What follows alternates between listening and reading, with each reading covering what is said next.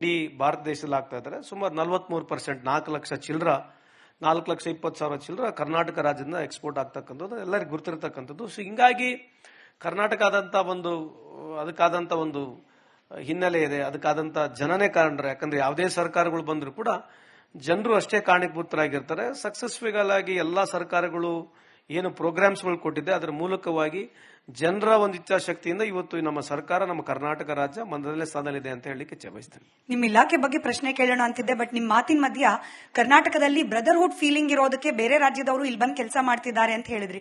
But ಇದೇ ಕೆಲವೊಂದ್ಸತಿ ವಿವಾದಕ್ಕೆ ಕಾರಣ ಆಗ್ತಿದೆ ಸರ್. ನಿಮ್ ಗಮನಕ್ಕೂ ಅನೇಕ ಬಾರಿ ಬಂದಿರುತ್ತೆ. ಕನ್ನಡದ ಅಸ್ಮಿತೆ ಬಗ್ಗೆ ಕನ್ನಡಿಗರು ಮಾತನಾಡ್ಬಿಟ್ರೆ ಹೊರಗಿನವ್ರು ನಾವು ಜಾಗ ಖಾಲಿ ಮಾಡ್ಕೊಂಡು ಹೋಗ್ತೀವಿ ಅಂತ ಧಮಕಿ ಹಾಕೋ ಮಟ್ಟಕ್ಕೆ. ಸೊ ಒಬ್ಬ ಸಚಿವರಾಗಿ, ಅದರಲ್ಲೂ ಕಾರ್ಮಿಕ ಇಲಾಖೆ ಸಚಿವರಾಗಿ ಈ ರೀತಿಯಾದ ವರ್ತನೆಗಳನ್ನ, ಧೋರಣೆಯನ್ನ ಯಾವ ರೀತಿ ಗಮನಿಸ್ತೀರಿ ನೀವು? ಯಾರು ಜಾಗ ಖಾಲಿ ಮಾಡಿ ಹೋಗಕ್ ಸಾಧ್ಯ ಇಲ್ಲ, ಸುಮ್ಮನೆ ಹೇಳ್ತಾರೆ ಅಷ್ಟೇ. ಇದು ಹೆಂಗಿರುತ್ತಂದ್ರೆ, ಇದು ಇಡೀ ಪ್ರಪಂಚದಲ್ಲಿ ಇದೇನು ಹೊಸ್ತಾಗಲ್ಲ. ಕರ್ನಾಟಕ ಅಂತ ಇಡೀ ಪ್ರಪಂಚದಲ್ಲಿ ಈ ತರದ ವ್ಯವಸ್ಥೆಗಳು ಇದಾವೆ. You go America, you go UK, ಎಲ್ಲಾ ಕಡೆ ಇದೆ, ಸೇಮ್ ಸಮಸ್ಯೆ ಇದೆ. ಇದು ಏನಂದ್ರೆ ಒಂದು 5%, 6% ಅಥವಾ ಎಲ್ಲೋ ಈ ತರದ ಘಟನೆಗಳನ್ನ ಲಾರ್ಜರ್ ಆಗಿ ಕಾಣುತ್ತೆ. ಅಷ್ಟು ಬಿಟ್ರೆ 95% ಈ ವ್ಯವಸ್ಥೆಯಲ್ಲಿ ಜನ ಹೊಂದ್ಕೊಂಡಿದ್ದಾರೆ. ಈ ತರ ಸಮಸ್ಯೆಗಳು ಎಲ್ಲಿ ಇಲ್ಲ. ಎಲ್ಲೋ ಒಂದು ಜಾಗದಲ್ಲಿ ಅಲ್ಲಿ ಬಂದಿರ್ತಕ್ಕಂಥ ಸಂದರ್ಭದಲ್ಲಿ ಇದಕ್ಕೆ ಜಾಸ್ತಿ ಮಾಹಿತಿನೂ ಇದಕ್ಕೆ ಜಾಸ್ತಿ ನಾವು ಪ್ರಿಫರೆನ್ಸ್ ಕೊಡಬಾರ್ದು. ಆಮೇಲೆ ಇದಕ್ಕೆ ಜಾಸ್ತಿ ಪಬ್ಲಿಸಿಟಿಯನ್ನು ಕೊಡ್ಲಿಕ್ಕೆ ಹೋಗಬಾರ್ದು. ಯಾಕಂದ್ರೆ ಈ ದೇಶದಲ್ಲಿ ಇರತಕ್ಕಂಥ ವ್ಯವಸ್ಥೆಯಲ್ಲಿ ಎಲ್ಲರೂ ನಾವು ಭಾರತೀಯರೇ. So definitely when it comes to regional wise ಬಂದಾಗ ಕನ್ನಡ ಅಂತಕ್ಕಂಥ ನಮ್ಮ ಹೆಮ್ಮೆ ಇದೆ. ಸೊ ನಾವು ಹೆಂಗೆ ನಮ್ಮ ಕನ್ನಡಕ್ಕೆ ನಾವು ಗೌರವವನ್ನು ಕೊಡ್ತೀವಿ, ಅವರು ಕೂಡ ಇಲ್ಲಿ ಬಂದಾಗ ಕನ್ನಡಕ್ಕೆ ಗೌರವ ಕೊಡತಕ್ಕಂಥದ್ದು ಮಾಡಬೇಕು. ನಾವು ಬೇರೆ ರಾಜ್ಯಗಳಿಗೆ ಹೋದಾಗ ಅದೇ ರೀತಿಯ ಗೌರವ ಕೊಡತಕ್ಕಂಥದ್ದು ಇದೆ. ಅಷ್ಟು ಬಿಟ್ಟರೆ ಅದಕ್ಕಿಂತ ಜಾಸ್ತಿಯಾಗಿ ಏನು ಕಾಂಟ್ರವರ್ಸಿಗೆ ಮಾತನಾಡಕ್ಕೆ ಹೋಗಬಾರ್ದು ಅಂತ ತಮ್ಮಲ್ಲಿ ಮನವಿ ಮಾಡ್ಕೊಳ್ತೀವಿ.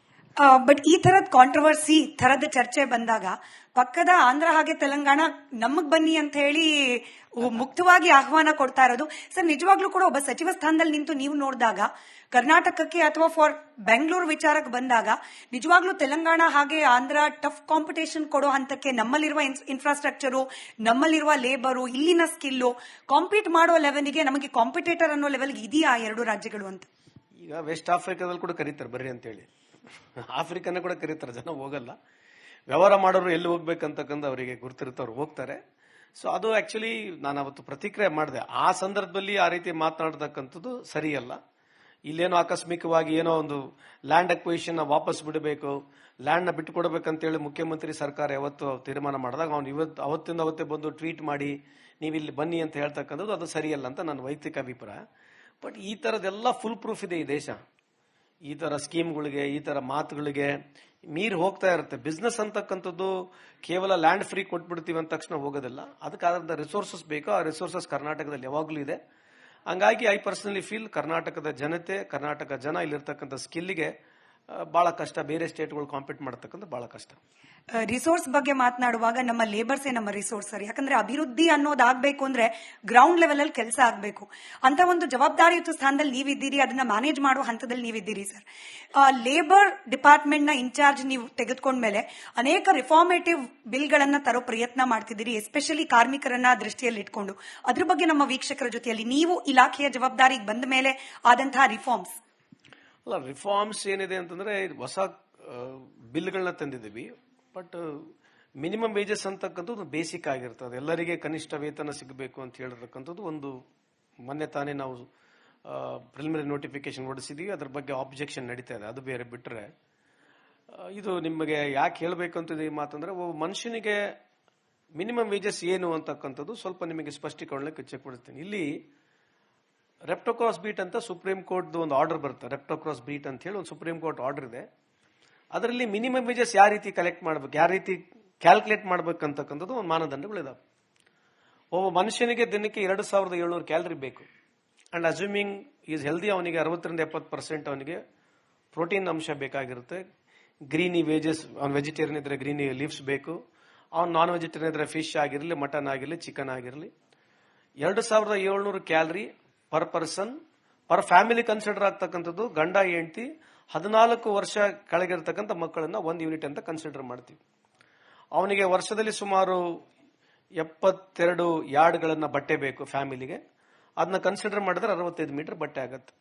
ಇದ್ರ ಜೊತೆಗೆ ಅವನು A category, B category, C category ಮಾರ್ಕೆಟ್ನಲ್ಲಿ ಒಂದು ಜನತಾ ಬಜಾರು, ಒಂದು ಹೈ ಲೆವೆಲ್ ಬಜಾರ್ ಇರತಕ್ಕಂಥದ್ದು, ಒಂದು ಓಪನ್ ಮಾರ್ಕೆಟ್ನಲ್ಲಿ ಎಲ್ಲಾ ಸಾಮಗ್ರಿಗಳು ಏನು ಸಿಗ್ತವೆ ಅದನ್ನೆಲ್ಲ ಏನು ಕಾಸ್ಟ್ ಇದೆ, ಅದಕ್ಕೆ ಆಯಿಲ್ ಇರ್ಬೋದು, ಗೀ ಇರ್ಬೋದು, ರೈಸ್ ಇರ್ಬೋದು, ದಾಲ್ ಇರ್ಬೋದು, ಅದರದೊಂದು ಕಾಸ್ಟಿಂಗ್ ಮಾಡ್ಬಿಟ್ಟು ಈ ಮೂರ್ದು ಕಾಸ್ಟಿಂಗ್ ಮಾಡಿ ಆವರೇಜ್ ಕಾಸ್ಟಿಂಗ್ ಮಾಡಿ ಇವನಿಗೆ ಇಷ್ಟು ಅಂಶಗಳು ಪ್ರೋಟೀನ್ಸು ಏನು ಬೇಕು, ಅದಕ್ಕೆ ಎಷ್ಟು ಬೇಕಾಗತ್ತಂತ ಒಂದು ಟೋಟಲ್ ಬ್ರಾಕೆಟ್ ಕಾಸ್ಟಿಂಗ್ ಮಾಡೋದ್ರ ಜೊತೆಗೆ ಒಂದು ಲಿವಿಂಗ್ ಕಾಸ್ಟ್ ಅಂತ ಹೇಳ್ತೀವಿ, ಅಂದ್ರೆ ಬಾಡಿಗೆ ಮನೆ ಕಾಸ್ಟ್, ಅದನ್ನೆಲ್ಲ ಸೇರಿಸಿ plus 20% miscellaneous expenditures like travelling, petrol, allowance, ಅದ್ರ ಜೊತೆಗೆ 25% ಈಸ್ ಬೇಸಿಕಲಿ ಮಕ್ಕಳಿಗೆ, ಹೆಲ್ತ್ಗೆ, ಇನ್ಶೂರೆನ್ಸ್ಗೆ ಆಗ್ತಕ್ಕಂಥ ಇವೆಲ್ಲ ಸೇರಿಸಿದ್ರೆ ಒಂದು ಮಿನಿಮಮ್ ವೇಜಸ್ಗೆ ಎಷ್ಟು ಖರ್ಚಾಗುತ್ತೆ ಅಂತಕ್ಕಂಥದ್ದು ಒಂದು ನಮ್ಮ ಇಲಾಖೆ ನಾವು ಮಾಡಿರ್ತಕ್ಕಂಥದ್ರಲ್ಲಿ ಸುಮಾರು 23,000ವರೆಗೆ ಬರ್ಬೋದು ಅಂತಕ್ಕಂಥದ್ದು ಒಂದು ಅಂಶ ಇವತ್ತು ಪಬ್ಲಿಕ್ನಲ್ಲಿ ಇದೆ.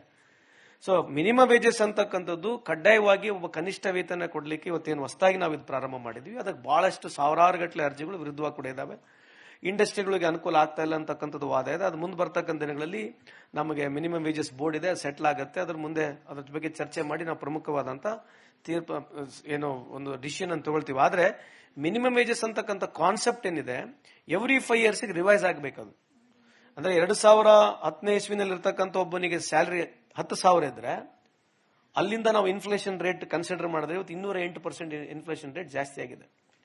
ಅಂದ್ರೆ 10 ವರ್ಷದಿಂದ ಅವನೇನು ಸಾಮಾನನ್ನು ಖರೀದಿ ಮಾಡ್ತಾ ಇದ್ದ ಆ ದುಡ್ಡಿನಲ್ಲಿ ಇವತ್ತಿಗೆ ಅವನಿಗೆ ಕನಿಷ್ಠ 22,000 ರೂಪಾಯಿ ಬೇಕು ಅಂತಕ್ಕಂಥದ್ದು ಅದು ಸ್ಟ್ಯಾಟಿಸ್ಟಿಕ್ಸ್ ಇದೆ. ಇದನ್ನೆಲ್ಲ ಕನ್ಸಿಡರ್ ಮಾಡಿರ್ತಕ್ಕಂಥದ್ದು ಅದು ಮೊದಲನೇದು. ಎರಡನೇದು ನಾವೇನು ಗಿಗ್ ಬಿಲ್ ಅಂತಂದಿದ್ವಿ ರೀಸೆಂಟ್ ಆಗಿ, ಗಿಗ್ ಬಿಲ್ ಜೊತೆಗೆ ಒಂದು ಸಿನಿ ಬಿಲ್ ಅಂತಂದ್ವಿ, ಅದ್ರ ಜೊತೆಗೆ ಟ್ರಾನ್ಸ್ಪೋರ್ಟ್ ಬಿಲ್ ಅನ್ನು ಮಾಡಿದ್ವಿ, ಟ್ರಾನ್ಸ್ಪೋರ್ಟ್ ಬೋರ್ಡ್ ಮಾಡಿದ್ವಿ. ಟ್ರಾನ್ಸ್ಪೋರ್ಟ್ ಬೋರ್ಡ್ ಮಾಡ್ತಕ್ಕಂಥ ಉದ್ದೇಶ ಏನು, ಈ ಅನ್ಆರ್ಗನೈಸ್ ಸೆಕ್ಟರ್ ನಲ್ಲಿ ಇವತ್ತೆಲ್ಲರೂ ಯಾರು ಆಟೋ ರಿಕ್ಷಾ ಡ್ರೈವರ್ಗಳಿದ್ದಾರೆ, ಬಸ್ ಡ್ರೈವರ್ಗಳಿದ್ದಾರೆ, ಸಿವಿಲ್ ಟ್ರಕ್ ಡ್ರೈವರ್ಸ್ಗಳಿದ್ದಾರೆ, ಆಮೇಲೆ ಪೇಂಟಿಂಗ್ ಇಂಡಸ್ಟ್ರಿನಲ್ಲಿ ಅಂದ್ರೆ ಆಟೋಮೇಟಿವ್ ಸ್ಪೇಸ್ ನಲ್ಲಿ ಇರ್ತಕ್ಕಂಥ ಪೇಂಟಿಂಗ್ ಇಂಡಸ್ಟ್ರಿ ಇರ್ಬೋದು, ಬಾಡಿ ಬಿಲ್ಡಿಂಗ್ ಇರ್ಬೋದು, ಪಂಚರ್ ಹಾಕರ್ ಇರ್ಬೋದು, ಗ್ಯಾರೇಜ್ ನಲ್ಲಿ ಕೆಲಸ ಮಾಡ್ತಕ್ಕಂಥ ಇರ್ಬೋದು, ಅಥವಾ ನಿಮ್ ಶೋರೂಮ್ ನಲ್ಲಿ ಕೆಲಸ ಮಾಡ್ತಕ್ಕಂಥ ಇರ್ಬೋದು, ಅವರೆಲ್ಲರಿಗೆ ಒಂದು ಸಮರ್ಪಕವಾದಂತಹ ಸೋಷಿಯಲ್ ಸೆಕ್ಯೂರಿಟಿ ಅವ್ರಿಗೆ ಕೊಡಬೇಕನ್ನೋದಕ್ಕೆ ಈ ಟ್ರಾನ್ಸ್ಪೋರ್ಟ್ ಬೋರ್ಡ್ ಮಾಡಿದೀವಿ. ಈ ಟ್ರಾನ್ಸ್ಪೋರ್ಟ್ ಬೋರ್ಡ್ ಮುಖಾಂತರ ಸುಮಾರು ಒಂದು 20-25 ಲಕ್ಷ ಜನಕ್ಕೆ ನೇರವಾಗಿ ಅನುಕೂಲ ಆಗ್ತಕ್ಕಂಥ ಇದು ಒಂದು ಟ್ರಾನ್ಸ್ಪೋರ್ಟ್ ಬೋರ್ಡ್, ಇದು ಟ್ರಾನ್ಸ್ಪೋರ್ಟ್ ಬಿಲ್. ಗಿಗ್ ಬಿಲ್ ಅದೇ ರೀತಿಯಾಗಿ ಯಾರು ಸ್ವಿಗ್ಗಿ, ಝೊಮ್ಯಾಟೊ, ಈ ಅಗ್ರಿಗೇಟರ್ಸ್ ಈ ಪ್ಲಾಟ್ಫಾರ್ಮ್ ನಲ್ಲಿ ಆ ಪ್ಲಾಟ್ಫಾರ್ಮ್ ಮುಖಾಂತರ ನೀವೇನು ಆರ್ಡರ್ ಮಾಡ್ತೀರಿ ಮನೆಗೆ ತಂದು ಡೆಲಿವರಿ ರಾತ್ರಿ ಆಗಲಿ ಹಗಲಾಗ್ಲಿ ಬಿಸಿಲಾಗಿರ್ಲಿ ಮಳೆಗಾಲದಲ್ಲಿ ತಂದು ಕೊಡ್ತಾರೆ, ಇವರಿಗೆ ಗಿಗ್ ವರ್ಕ್ ಅಂತ ಕನ್ಸಿಡರ್ ಮಾಡ್ತೀವಿ. ಇವರಿಗೆ ಸಮರ್ಪಕವಾದಂತ ಮೊನ್ನೆ ಬಿಲ್ಲು ಅಸೆಂಬ್ಲಿಯಲ್ಲಿ ಕೂಡ ಪಾಸ್ ಆಯಿತು. ಹಂಗಾಗಿ ಇವತ್ತು ಆ ಗಿಗ್ ಬಿಲ್ ನ ಬೋರ್ಡ್ ಕೂಡ ನಾವು ಪ್ರಾರಂಭ ಮಾಡ್ತಾ ಇದೀವಿ, ರೂಲ್ಸ್ ಕೂಡ ಫ್ರೇಮ್ ಮಾಡ್ತಾ ಇದೀವಿ. ಇದು one of it's kind in India. So ಮೊದಲನೇ ಬಾರಿಗೆ ಈ ಬಿಲ್ ಅನ್ನ ನಾವು ಕರ್ನಾಟಕ ರಾಜ್ಯದಲ್ಲಿ ಇವತ್ತು ಏನು ಇಂಪ್ಲಿಮೆಂಟ್ ಮಾಡಿದೀವಿ. It's one of it's kind in India. So ಮುಂದೆ ಬರ್ತಕ್ಕಂಥಗಳಲ್ಲಿ ಸುಮಾರು 5 ಲಕ್ಷಕ್ಕೂ ಹೆಚ್ಚು ಏನು ಗಿಗ್ ವರ್ಕರ್ಸ್ ಇದ್ದಾರೆ ಇವರಿಗೆ ಅನುಕೂಲ ಆಗ್ತಕ್ಕಂಥದ್ದು ನಾವು ಮಾಡ್ತಕ್ಕಂಥ ಈ ಒಂದು ಕಾರ್ಯಕ್ರಮ ಇದೆ. ಸಿನಿ ಬಿಲ್ ಕೂಡ ವಿಭಿನ್ನವಾದಂತಹ ಸಿನಿ ಬಿಲ್ ಇದು, ಎಲ್ಲಿ ಬಹಳಷ್ಟು ಸ್ಟೇಟ್ ನಲ್ಲಿ ಎಲ್ಲಿ ನೀವು ಕಾಣಲ್ಲ. ನಾವೇನು ಸಿನಿ ಬಿಲ್ ಅಂತಂದ್ರೆ